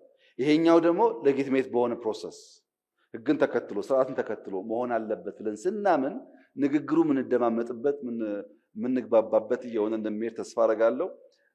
ግን ጊዜ እንስጥ። ሰዎችን በተግባር ኢንፍሉዌንስ ማድረግ ይቻላል። ሰዎችን በስራ ውጤት ሐሳባቸውን መቀየር ይቻላል። ሰዎችን በተግባር ልምምድ ሐሳባቸውን መቀየር ይቻላል። ተግባር እስካለ ድረስ ኢትዮጵያ ውስጥ ሁሉም ባይባል ማጆሪቲው በውይይት በንግግር በስክነትና በስርዓት የሚያምን እየሆነ እንደሚሄድ ተስፋ አደርጋለሁ። ወጣቶች በሚመለከት ግን ሰፊ ስራ ይጠበቅብናል ብዬ አስባለሁ። አመሰግናለሁ። አሁን ወደ ሁለተኛው ዙር እንሄዳለን።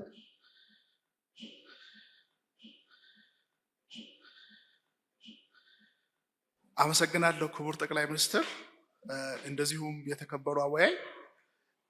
ስሜ ብቅላ ወርቅነህ ይባላለሁኝ። በተፈጥሮና ኮምፒውቴሽናል ሳይንስ ኮሌጅ 4 ኪሎ ፈጻሚ ዲን ሆኜ እየሰራሁ እገኛለሁኝ። እኔ መጠየቅ የምፈልገው ጥያቄ የሀገር ውስጥ አንድነትን እንደዚሁም ደግሞ የውጭ ተጋላጭነትን በተመለከተ ይሆናል። የውስጥ አንድነትን ለማስጠበቅ ሁላችንም እንደምንገነዘበው እንደዚሁም ደግሞ የውጭ ጫናን ለመቋቋም በትርክቶቻችን እንደዚሁም በታሪኮቻችን ላይ ባንስማማም እንኳ በተወሰነ ደረጃ መግባባትን መፍጠር ይጠበቅብናል ብዬ አስባለሁ።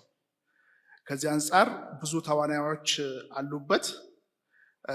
እንደዚህ ምሁራን፣ እንደዚሁም የኢኮኖሚ ተዋናዮች እና የፖለቲካ ተዋናዮች በጋራ የሚመክሩበት መድረክ ያስፈልጋል ብዬ አስባለሁ።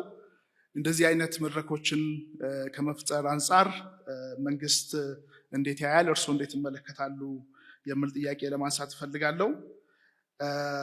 እንደዚሁም የከፍተኛ ትምህርት ተቋማት የሀሳብ መድረኮች ናቸው። ከዚህ ቀደምም የሀሳብ መድረክ ሆኖ እርሶም እንዳቀረቡልን ብዙ ሀሳቦች ተነስተዋል።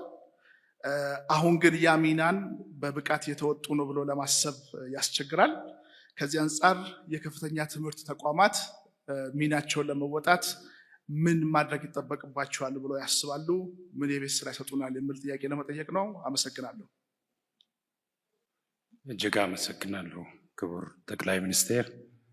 የተከበሩ አወያይ፣ ስሜ ዶክተር ሂካው አክቶሌ ይባላለሁ። የመጣሁት ከእንስሳት ሕክምናና ግብርና ኮሌጅ ነው። ወደ ጥያቄ ሳልሄድ በፊት በመጀመሪያ ሪሊ በዚህ ሽግግር ወቅትና አስቸጋሪ ጊዜ ክቡር ጠቅላይ ሚኒስቴር በጽናት ብዙ ፈተናን እየተቋቋሙ ታሪካዊ ብዙ ስኬቶችን እየሰሩ ስለሆነ ተቋማትን በላቀ ደረጃ እያደራጁ ስለሆነ ሀገራችንን የምንመኝላትን ጉዞ ስለጀመሩ ሪሊ ፈጣሪን አመሰግናለሁ። እርሶንም በጣም አደንቃለሁ። ሁለተኛው ሪሊ አሁንም ማመስገን እፈልጋለሁኝ። በሙያችን ድሮ ክረምት ብቻ ነው የሚታረሰው።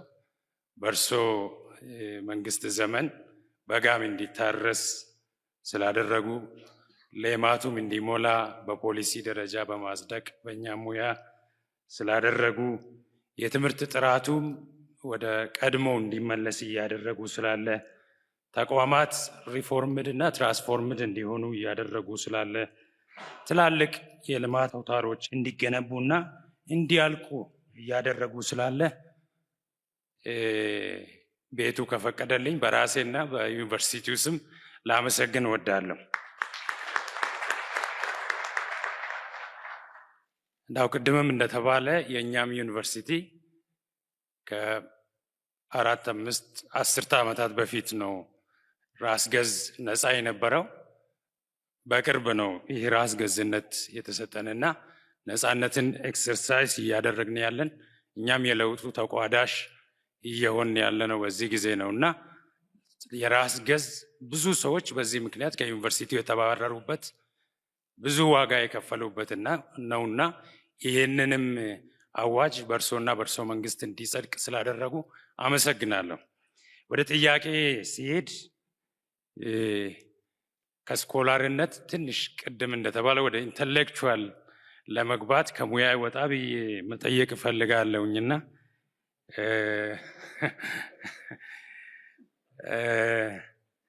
የቀድሞ መልካም ነገሮች አሉ። ከቀደምት ባህላዊ እውቀት ኢንዲጂነስ ናውሌጅ ከምንለው ጀምሮ ቅድም በተቀመጠው መሰረት እስከ ተስፈኛው ትውልድ የተለያየ ትውልድ ነው እዚህ ውስጥ ያለፈውና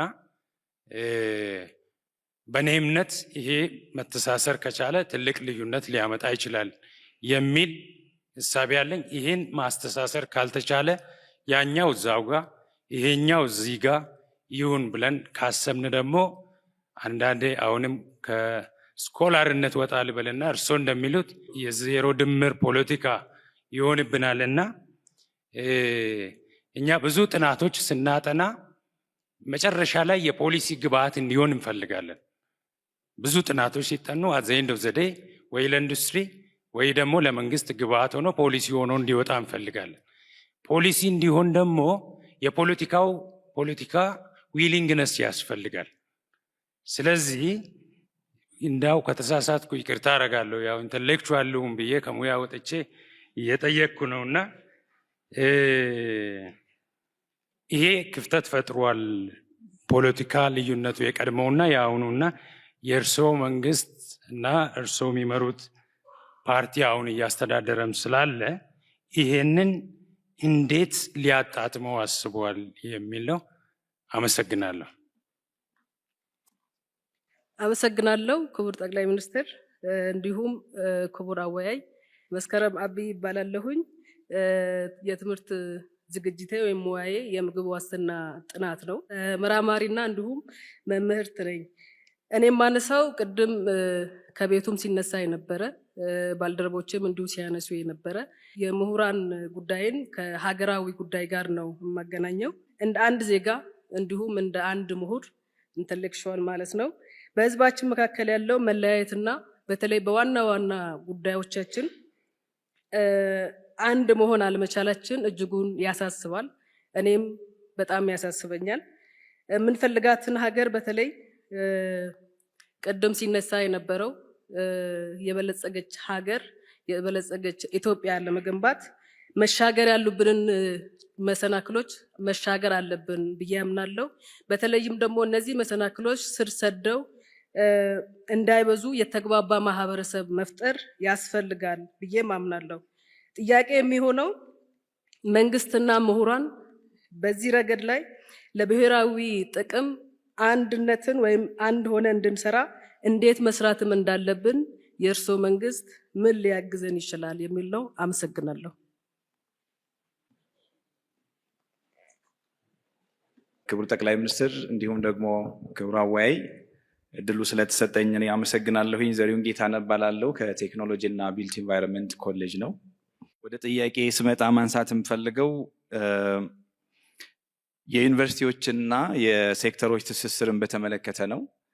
ዩኒቨርሲቲዎች ብዙ ጊዜ እንደሚተቹት ደሴቶች እንዳይሆኑ ምርምራቸውና ሀሳቦቻቸው በሀገር እድገት ውስጥ ቦታ እንዲኖራቸው ተቋማትም ከዩኒቨርሲቲዎች ጋር በመስራት ለለውጥ በጋራ እንዲሰሩ ሁኔታዎች እንዲመቻቹ ወይም ደግሞ በምን መልኩ ቢሆኑ ይሻላል ብለው ያስባሉ የሚል ነው። በተለይ ዩኒቨርሲቲዎች የሚፈልቁ ሀሳቦች በዩኒቨርሲቲዎች የሚፈልቁ የሪሰርች ስራዎች ከሴክተሮች ጋር አብሮ ተናቦ ለመስራት ሁኔታዎች እንዲመቻቹ በምን ሁኔታ ያዩታል የሚለውን ለመጠየቅ ነው። አመሰግናለሁ።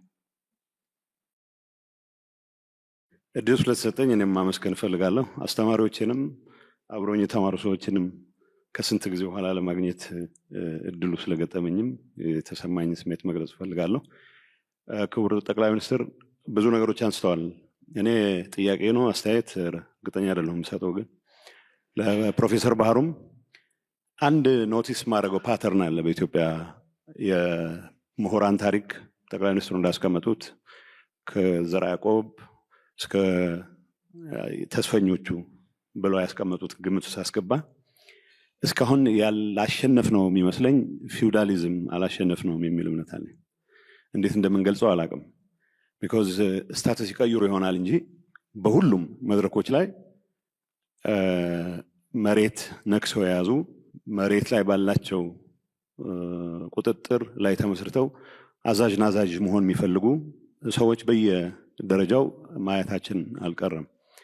ዩኒቨርሲቲዎች እንደተባለው በኢትዮጵያ ፊውዳሊዝም ውስጥ የኔ ግምገማ ኢትዮጵያ ፊውዳሊዝም ወደ ቀጥታ ወደ ካፒታሊዝም ማደግ ያልቻለበት ምክንያት አንድ ጓደኛ እንደሚለው የኢትዮጵያ ፊውዳል ግብር ሰብስቦ ግብር ያበላል እንጂ ካፒታል አኩሙሌሽን ፈጥሮ ትራንስፎርሜሽን አያመጣም። ሶ ኦልሬዲ ንብረቱን የተወረሰለት ከነጣ ካለ ጋቢ ውጪ ከሌላው ድሃ የሚለየው ምንም ነገር የለውም። ምሁራኖቻችንም ግን ተመሳሳይ አባዜ እንዳለባቸው አይ ቲንክ ኖቲስ ማድረግ ያለብን ይመስለኛል። እኔ አሁን የመጨረሻውም ተናጋሪ ሌሎችም ሲናገሩ መንግስት ምን አስበዋል ሲል የምግብ ዋስትናን ለማረጋገጥ የሚያስችል ጥናት ያጠና ሰው መንግስት ቢሮ ከርችሞብኛል አልሰማኝም ሊል የሚችልበት እድል አለ ብዬ አላምንም። ጉዳዩ ራሱን መሸጥ የሚችልበት ነገር መፍጠር መቻል አለብን። የምግብ ዋስትናውን የማያረጋግጥ የምግብ ዋስትና ሳይንቲስት በአንድ ወይም በሌላ መንገድ የመንግስት ስልጣን ብትሰጠውም ያንን ፐርፔቹዌት ሊያደርግ ነው የሚችለው። ማለት አሪፍ ስራዎችን አደንቃለሁ። አሪፍ ስራዎች የሰሩ ሰዎችንም በትክክል ሪኮግናይዝ ማድረግ እንዳለብን ይገባኛል። ግን ዩኒቨርሲቲዎች ራሳቸውን ማውጣት መቻል አለባቸው። ራሳቸውን መሸጥ መቻል አለባቸው። አይ ቲንክ ተስተነጋሽ ይመስለኛል። አበበ በሶ በላ ብለን አስተምረን በሶ ከምን ይሰራል ብለን እየጠየቅን ትውልድ ማነጽ አንችልም ይላል። በብላክቦርድ የእርሻን ምርታማነት ለማስተማር የሚተጉ መምህራን ምርታማነትን ሊያረጋግጡ አይችሉም።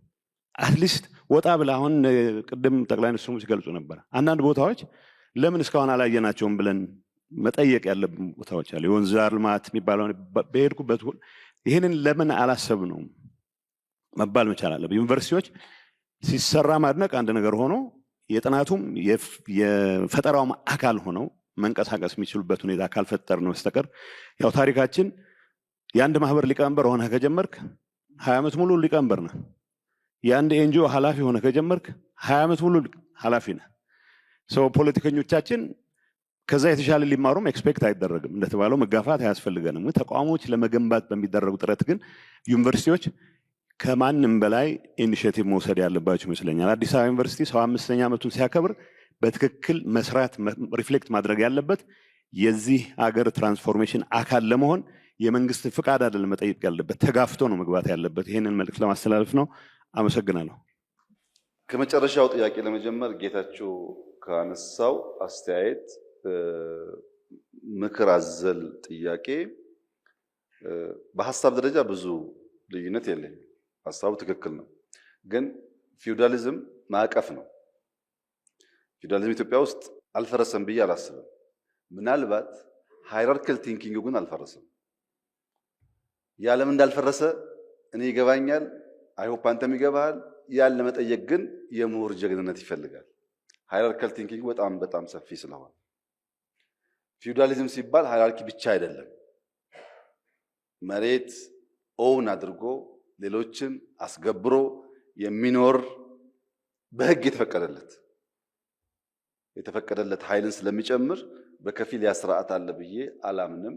ከአንተ ጋር መጋራው ያ ስርዓት የለም፣ የሚተካው ግን አልተፈጠረም፣ ቫኪዩም ነው የሚለውን እስማማለሁ። ዩኒቨርሲቲ ምሁራን ከግቢያቸው ባሻገር ሄደው በመስራት ኢንፍሉዌንስ ማድረግ ይችላሉ ላልከው በገለጻዬ እንዳቀረብኩት ከመንግስት ብዙ የሚጠብቅ የዩኒቨርሲቲ ምሁር መኖር ያለበት አይመስለኝም በእኔ ግምት። ምክንያቱም አንዳንዶች አሉ ከዚሁ ተቋም ወጥተው በጣም ኢምፓክትፉል ስራ ሰርተው ፈልገን የምናገኛቸው ሰዎች አሉ በስራቸው ምክንያት። ጅማ ዩኒቨርሲቲ ያለ መምህር ጅማ ውስጥ ቡና በሄክታር 12 ኩንታል ለምን ሆነ ብሎ አርሶ አደሮች ጋር መዋል ጀምሮ 30 ኩንታል ቢያደርገው መንግስት ፈልጎ ያገኘዋል። ፈልጎ ግን ጭቃ መንካት ይፈልጋል። እዚህ ፊቼ ያለ ዩኒቨርሲቲ በሄክታር 60-70 ኩንታል ስንዴ ከምናመርትበት 100 ቢያስገባው እኛ ብቻ ሳይሆን አፍሪካ በሙሉ ኢትዮጵያ እኮ 100 እያመረተች ነው ይናገራል። ያ ፕራክቲካል ሪዛልት ነው ምሁር እንዲፈለግ የሚያደርገው። ሐሳብ ኦፒኒየን አይደለም ብያቸዋለሁ።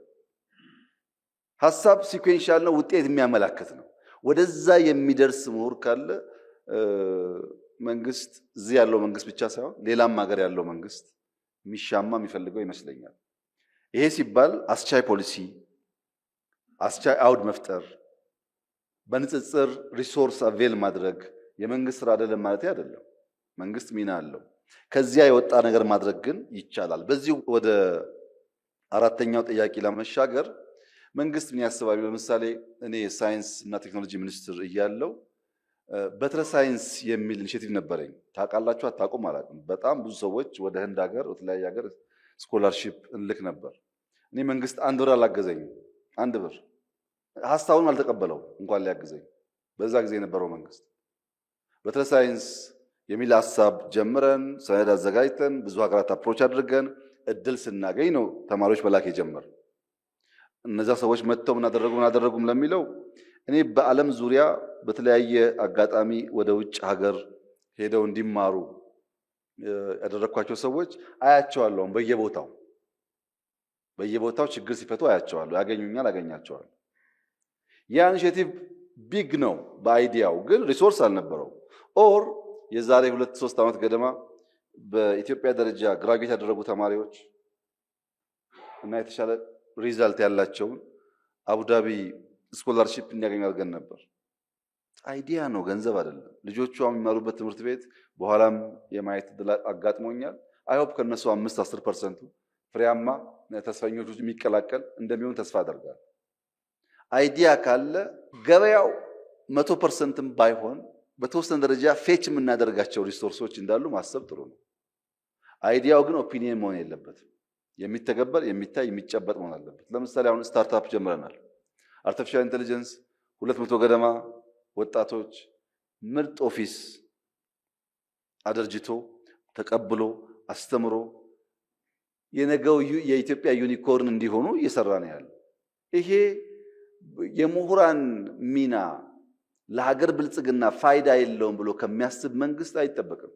በነፃ መንግስት ሐሳብህን ይዘህናና ላፕቶፕ አቅርቤ 3 ወር 4 ወር ተለማመድ የሚል መንግስት እንኳን ከመንግስት ውጭ ላለው መንግስቱ ውስጥ ያለም ሰው እኮ ቢሮ ተቀምጦ ቢያነብ ምን እያደረክ ነው የሚባለው?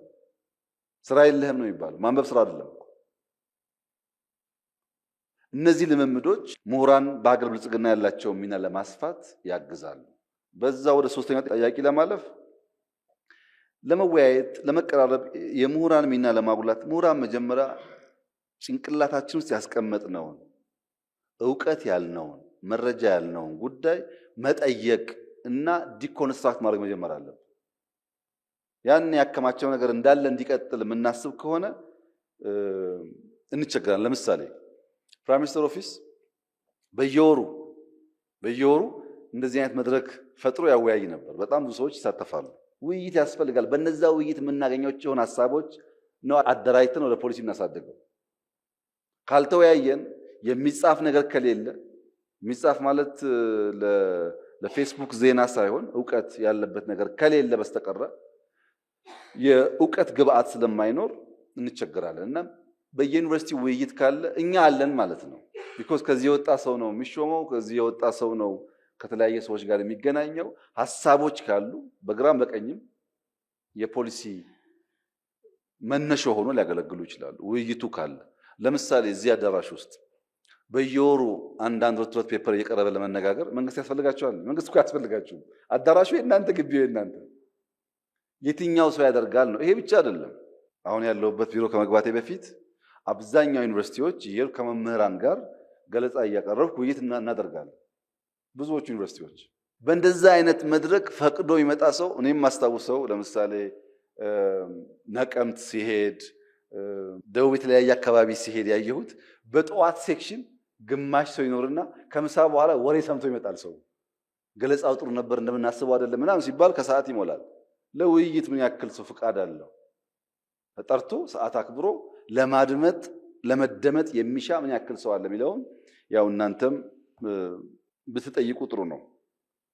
የፖለቲካ ልዩነት ኢትዮጵያ ውስጥ አለ፣ እንዴት ወደ አንድ እናምጣው የሚለው ይሄ የፍቃድ የአዋጅ ጉዳይ አይደለም። ዲተርሚንድ ሆነን ልንሰራበት የሚገባው ጉዳይ ነው። በኔ እምነት ወደ ኋላ ስመለከት ታሪክን በሚዛን ዛሬን በትጋት ነገን በተስፋ ነው የምመለከተው። የትኛውም አንግል ያለ የኢትዮጵያ ክፍል ከማንም ይበልጣል ብዬ አላስብም። የትኛውም ግለሰብ ከማንም ይበልጣል ብዬ አላስብም። ኢኳል ኦፖርቹኒቲ ለዜጎች ይገባል ብዬ አምናለሁ። ለዚህም ተደምረን አገር እናበልጽግ ብዬ አስባለሁ።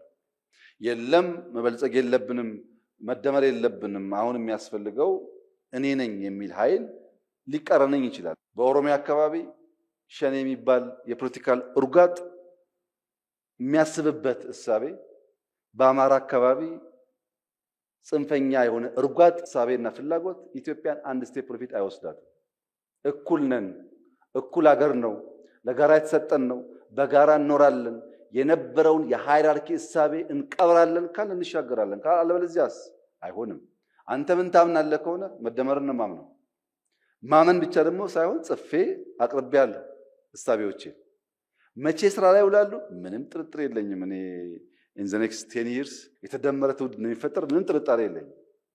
ምንም ጄኔሬሽን እያየሁት አገኛቸዋለሁ። ምን አይነት እሳቤ እንዳላቸው አውቃለሁ።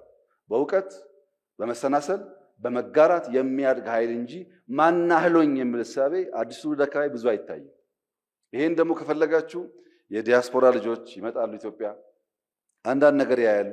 ወላጆቻቸውን ታሳዝናላችሁ፣ ስለ ኢትዮጵያ ያወራችሁና ኢትዮጵያ አንድ አይደለችም ይላሉ።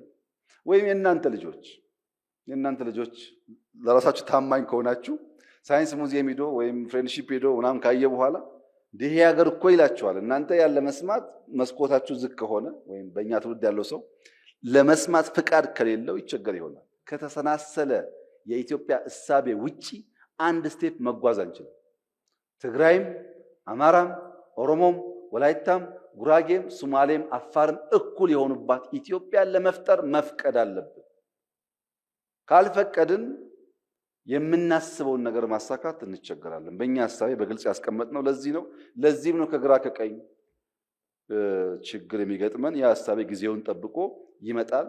የጀመርነው ኢንክሉሲቭ ናሽናል ዲያሎግ፣ የጀመርነው ዲሞክራቲክ ካልቸር፣ የኢንስቲትዩሽናል ግንባታ ለዚህ ሁሉ መደላደል እየፈጠረ ይሄዳል ብዬ አስባለሁ።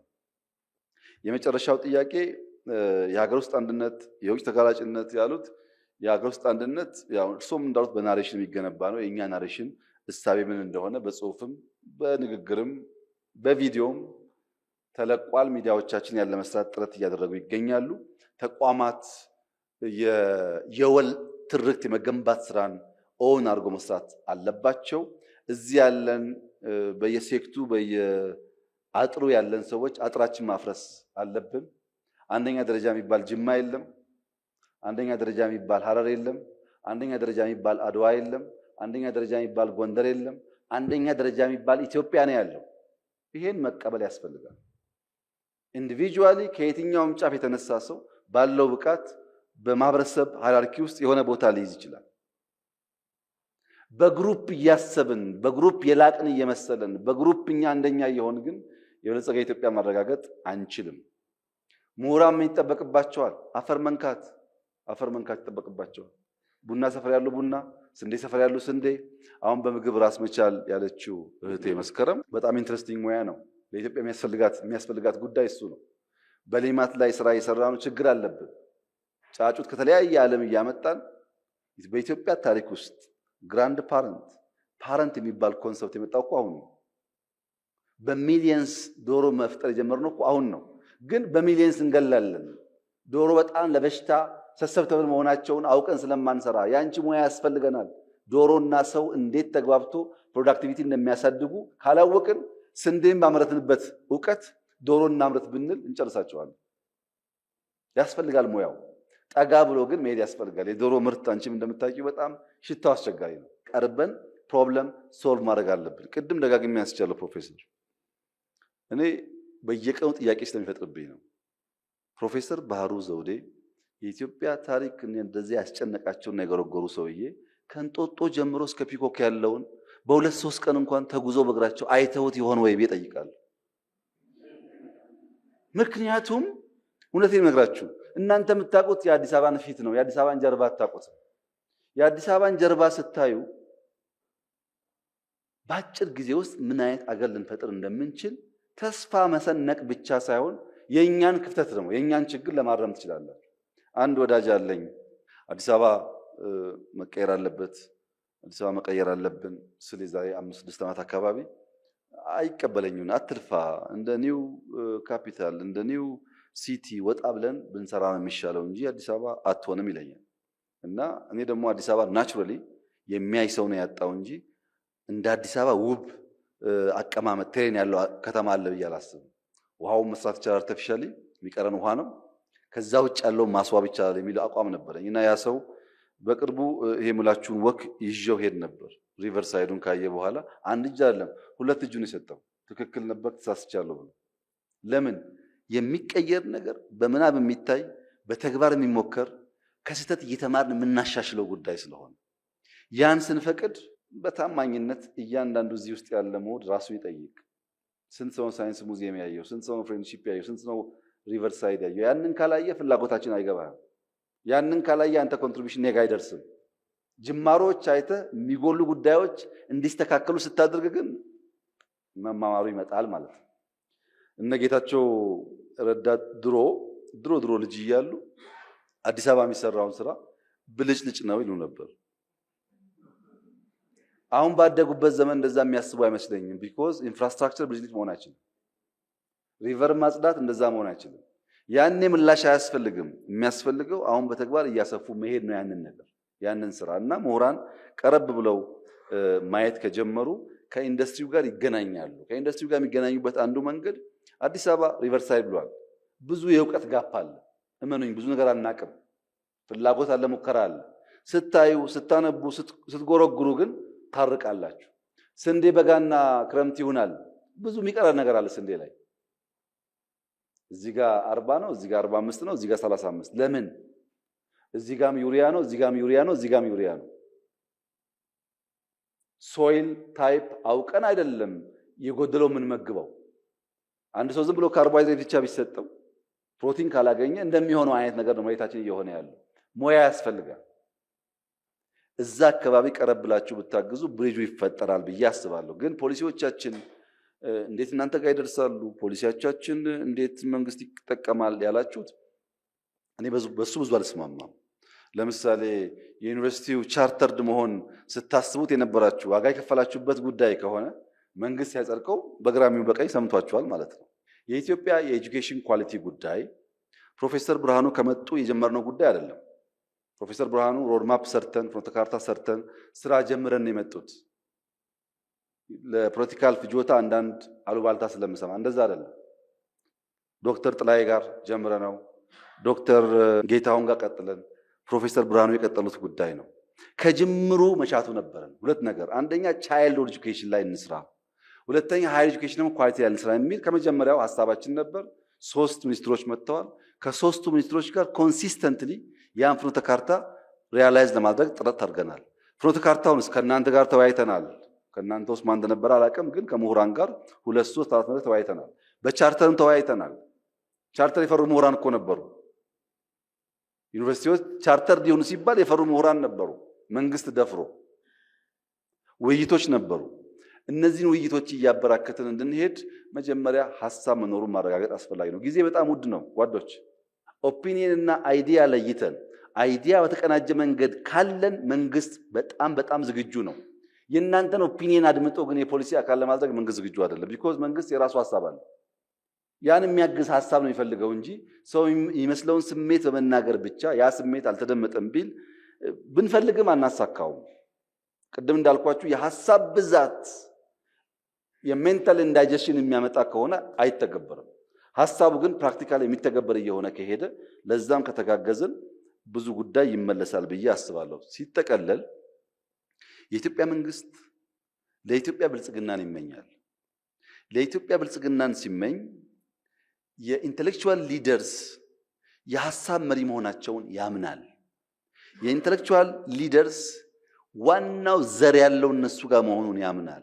ያ ዘር ሲመጣ ከአረም ጠብቆ ተንከባክቦ ውሃ ጠጥቶ ለፍሬ ማብቃት በየደረጃ ያሉ የማህበረሰብም የተቋም መሪዎችም ኃላፊነት እንደሆነ ያምናል። ለዚህ ነው የመጣሁት እኔ። እናንተ ጋር ብንነጋገር ለኢትዮጵያ የሚበጅ ሀሳብ ጀነሬት ማድረግ እንችላለን በሚል እሳቤ ነው። ግን ኢንተሌክቹዋልስ ማለት እዚህ ግቢ ውስጥ ያሉ ሰዎች ብቻ ማለት አይደለም። ቅድም እንደነገርኳችሁ በእኛ ካምፕ ውስጥም ኢንተሌክቹዋልስ አሉ። የሚቆፍሩ፣ የሚያነቡ፣ የሚጽፉ አሉ። ማስተማር የሚችሉ ሰዎች አሉ ለማለት ነው። በጣም አመሰግናለሁ ክቡር ጠቅላይ ሚኒስትር። ቅድም በቀረበው ውይይት ላይ የተነሳ አንድ ነገር ነበረ እኔን በጣም ባዘር ከሚያደርጉኝ ነገሮች ውስጥ አንዱ ስለሆነና አያይዘንም ብናየው ጥሩ ነው ብዬ ስለማስብ ነው። ዩኒቨርሲቲዎች ጋር በየዩኒቨርሲቲው እየሄድኩ በማደርገው ውይይት አንድ በጣም የሚያስፈራኝ ነገር ይሄ ነው የሚባል ኢንቴሌክቹዋል ኢንቫይሮንመንት አለመኖሩ ነው። ይሄ የውይይት አዲስ ሀሳቦችን አንስቶ የመወያየት ባህል ፓርትሊ ቢኮዝ ይሄ የጊዜው ፖለቲካና ሾርት ተርም እንትኑ እየገፋው ወይም እያስፈራው በጣም ከውይይት የራቀ ነው። አይ ቲንክ 3 ዓመት በፊት ይመስለኛል ብዙ ዩኒቨርሲቲዎች እስኪ በአመት 3 መሰረታዊ የሆነ በዓለም ላይ ያሉ ችግሮች ላይ ውይይት የማድረግ እንትን ይጀመር ብዬ ነበር። እስካሁን አይ ቲንክ አዲስ አበባ ዩኒቨርሲቲ ውስጥ ትንሽ ውይይቶች እንደዛ አይነት ነገሮች አሉ እንጂ የለም። ይሄ ፓርትሊ የሚመስለኝ ይሄ የገባንበት የጊዜው በየጊዜው ያሉ ኢሾች ከዛ አልፈን ሰፋ አድርገን እንዳናይና እንዳንወያይ አድርጎናል። ይሄ ደግሞ ከምሁራኖቻችን ልናገኝ የሚገባንን ጥቅም እንደ ሀገር እያጎደለብን ነው።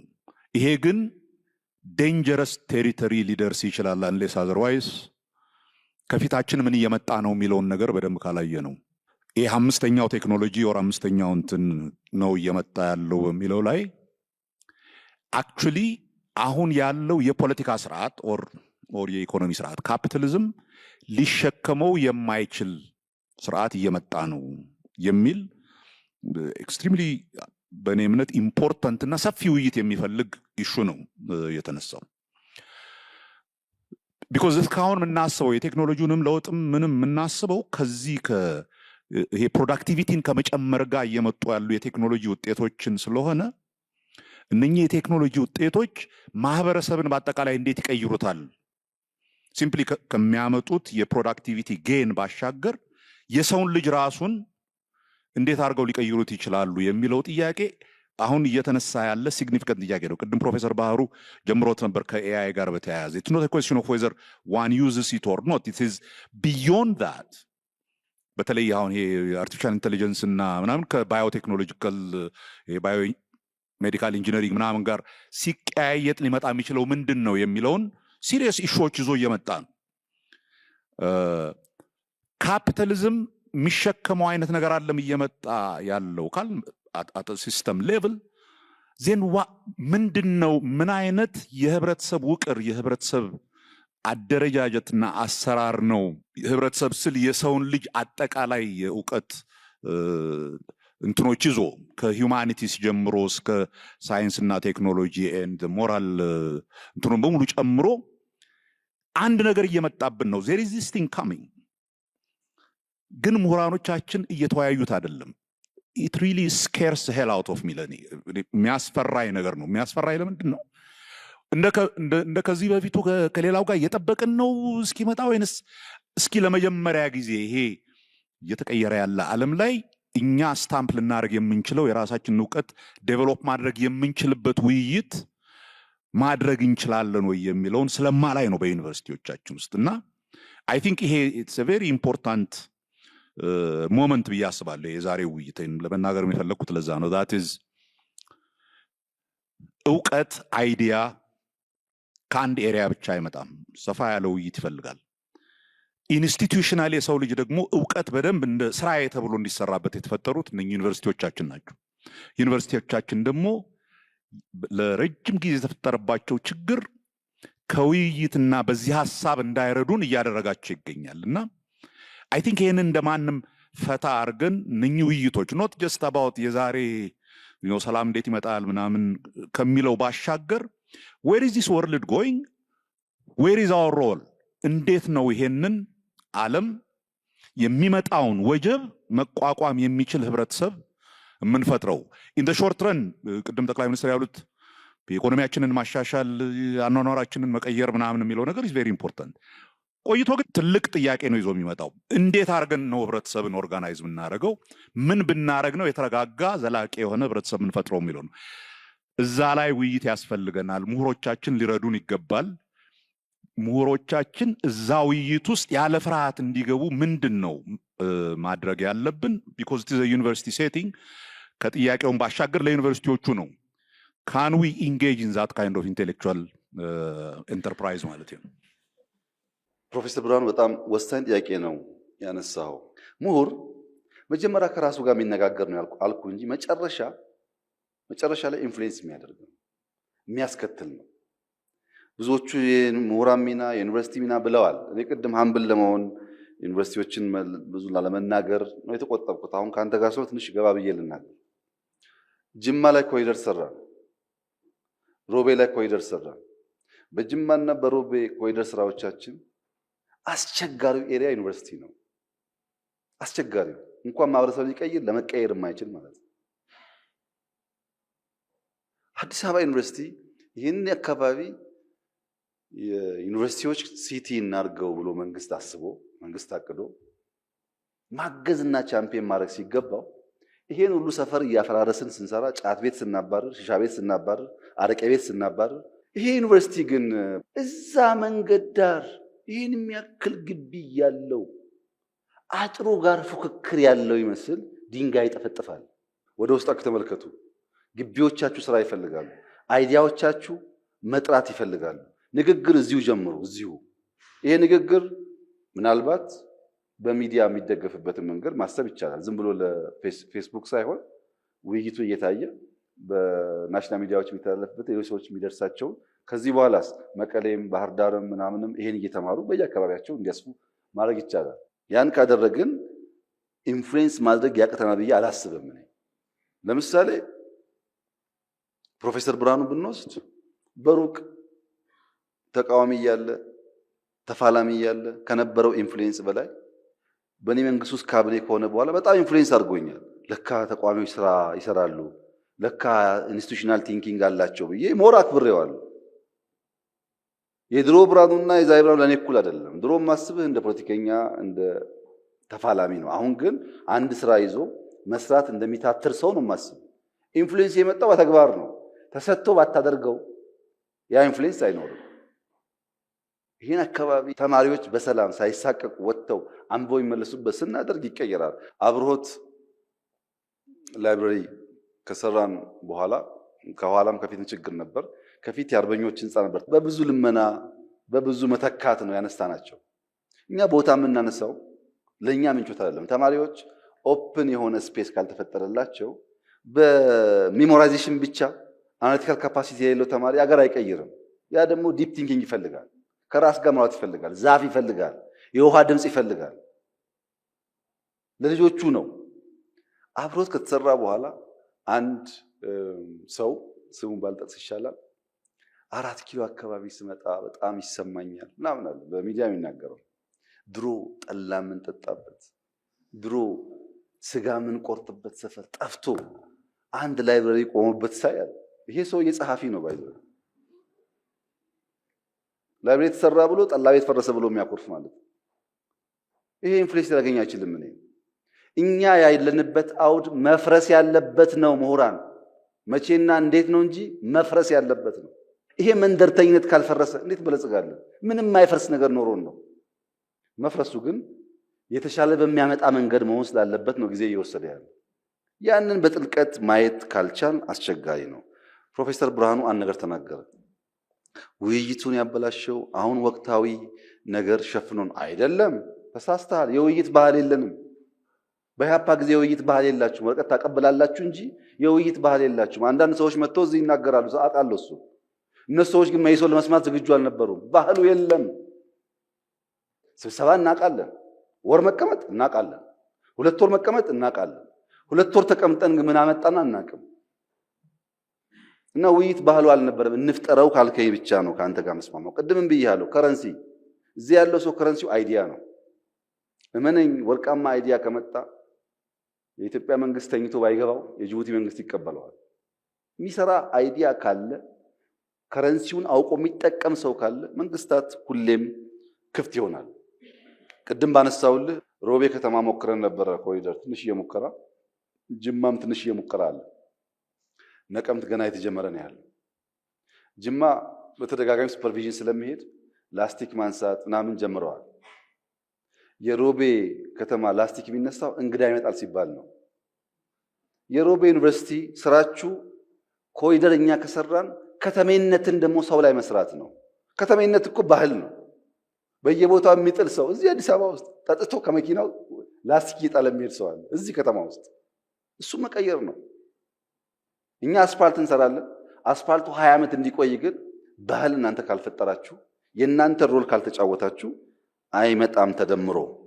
ፊውቸር አንሰርቴኒቲ ያለ ኤአይ እየመጣ ነው። እንዴት ነው የምናልፈው ላልከው ፕሮፌሰር፣ ፊውቸርን ገቨርን የምናደርገው ኮፕ ማድረግ ብቻ ነው፣ በመማር ብቻ ነው።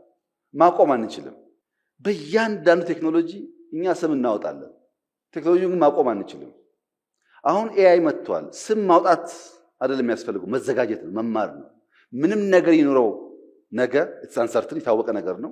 ከተማርና ከተዘጋጀን ገቨርን እናደርገዋለን፣ ካልተዘጋጀን እንቀራለን። ለሱ ነው መማር የሚያስፈልገው። ኤአይ በእኔ እምነት ኢትዮጵያ በጣም በጣም እድል ያላት ሀገር ናት። ኤአይ አንዱ የሚፈልገው ኢነርጂ ነው። ለዚህ ነው የክሪፕቶ ከረንሲ ኢትዮጵያ ውስጥ የተስፋፋ ያለው። ኢነርጂ ደግሞ እኛ ያመረት ነው አይደለም፣ ብዙ ለማምረት እድል አለን።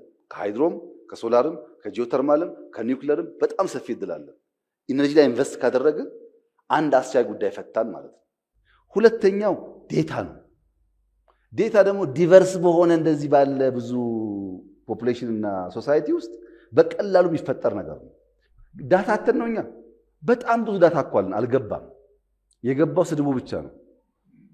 ስድቡን እንቀንሰውና ሳይንቲፊክ የሆኑ ቶቶች፣ አርቲክሎች፣ መጽሐፎች ማስገባት ስንጀምር የኛ ሐሳቤ እዛ ውስጥ ይገኛል። ሶስተኛው ዴታ ሴንተር ነው። ዳታ የሚከማችበት ድሮ እንደምታውቁት ውድ ነው። ለዩኒቨርሲቲው ዴታ ሴንተር ይሄ ቤት ያስፈልግ ነበር። አሁን እኮ ዴታ ሴንተር በጣም በጣም ቺፕ እና ትንሽ እየሆነ ነው።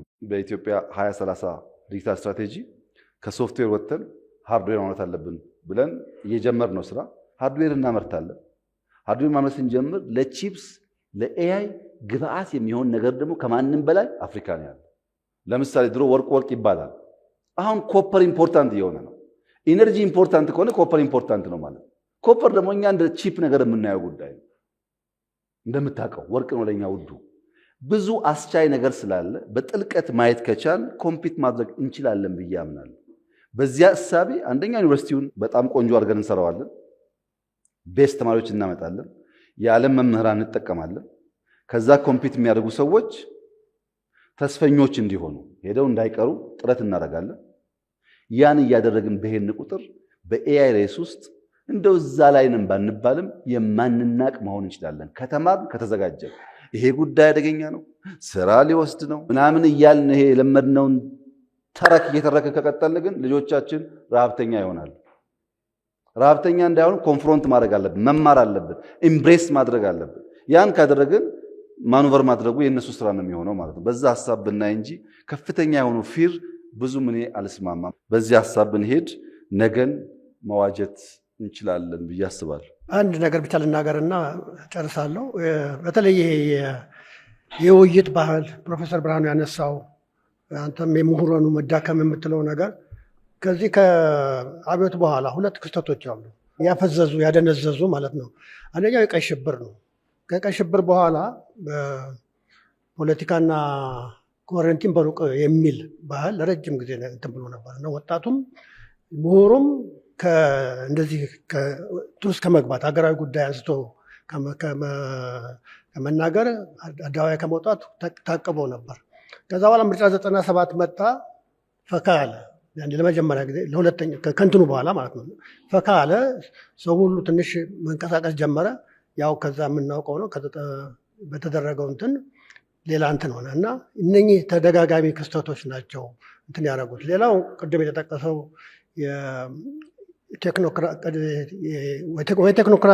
ቴክኖክራት ይሆናል ምሁሩ ወይም ፖለቲካል ፓርቲ ገብቶ አቋቁሞ ለፖለቲካ ስልጣን ይሻማል እና ያ የምንለው ገለልተኛ ነፃ የሆነ ምሁር እየደበዘዘ እየጠፋ ሄደ ይመስለኛል። ያ ነው የሚመስለኝ። ለማናቸውም በእውነቱ ይሄ በመንግስትና በምሁራን መካከል የሚደረግ ውይይት ጥሩ ጅማሮ ነው። ይቀጥላል ብለን ተስፋ እናደርጋለን። ክቡር ጠቅላይ ሚኒስትር መቼም ያው ቅድም ብያዋለሁ እንደዚህ ያለ ብዙ ስራ ካለቦት ለእኛ ጊዜ ሰጥተው እንዲህ አይነት በደንብ የሚያስተምርም የሚያወያይም ጽሁፍ ስላቀረቡልን በጣም አመሰግናለሁ።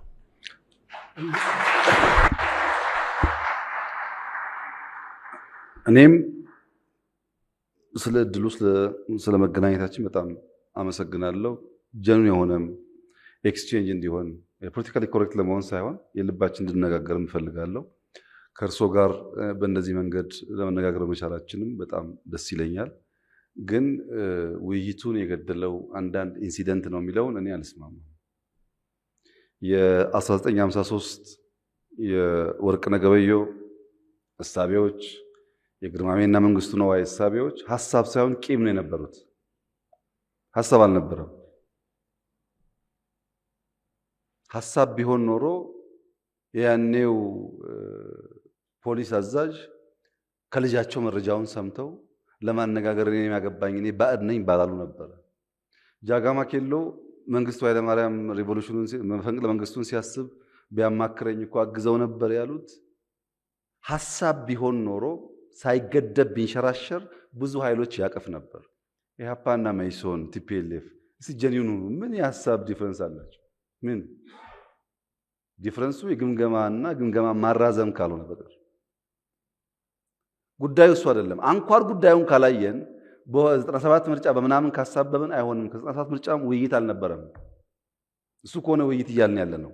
ለፖለቲካ የሚደረግ ትግል አይደለም ውይይት ማለት ለምሳሌ ሪሰንትሊ ለኛ ካድሬዎች ስልጠና ሰጠን። ተጨቃጨቅን። ይሄ ጉዳይ ይውጣ ይውጣ ብለን ይውጣል። የኛን መንግስት የሂስትሪ ምልከታ ቁልጭ አድርጎ የሚያሳይ ውይይት ነው። የእናንተ ሂስትሪ ዲፓርትመንት ተወያይቶበታል ወይ? መንግስት ለሂስትሪ እያለው ያለው ጉዳይ ይሄን ይመስላሉ ተወያይቶበታል ወይ?